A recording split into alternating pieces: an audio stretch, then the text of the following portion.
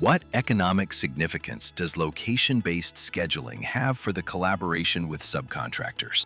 Well, when I make a contract with a subcontractor, then I show them the timeline, we're going through it, and I say, you have these 4 things you have to do, and you have to start them at a certain time, and you can see here when we are 2 months in the construction time, then you need to be 5 people out here, and when we are 8 months, then you need to be 3, and that way I can show the subcontractor where exactly how many people he needed at a certain time out here, and that in that way I can get a more sharp price because you don't have to calculate risks.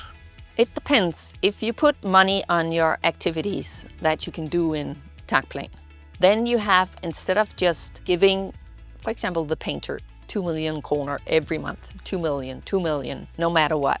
You can either give him money of how much he's done, or you can figure out how much is this activity worth.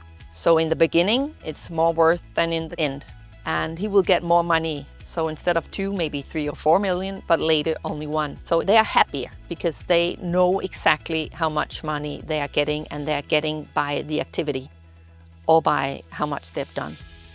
What economic impact has location-based scheduling had in relation to the budget? Is it easier to stay within the budget using location-based scheduling?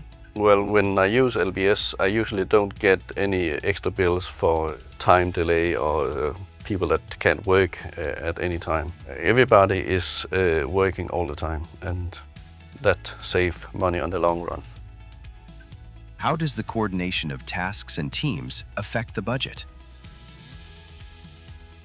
When we know exactly how many people we are at any time in the process, then I also know exactly how my costs are going to be at the exact month, because I know now I am 20 people, now I am 30 people, now I'm 50 people. And in that way I can adapt the construction site to the amount of people that is here.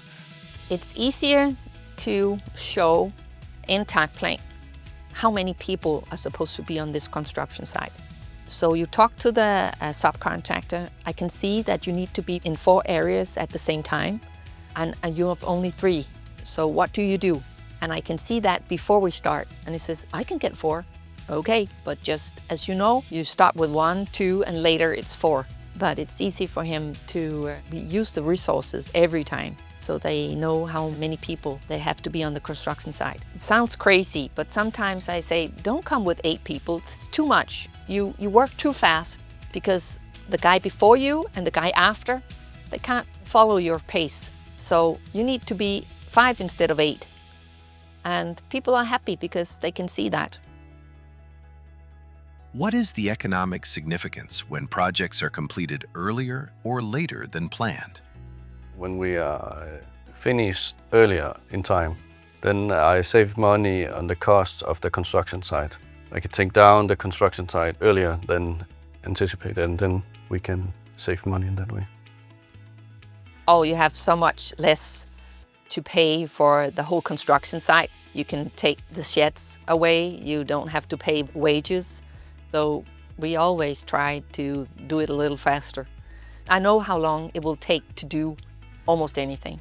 So I always challenge, because I keep my old time schedules, so I can look back and say, I know that from the beginning, you go in the apartment to you go out 20 weeks, no more. If you use more, you haven't planned it good enough.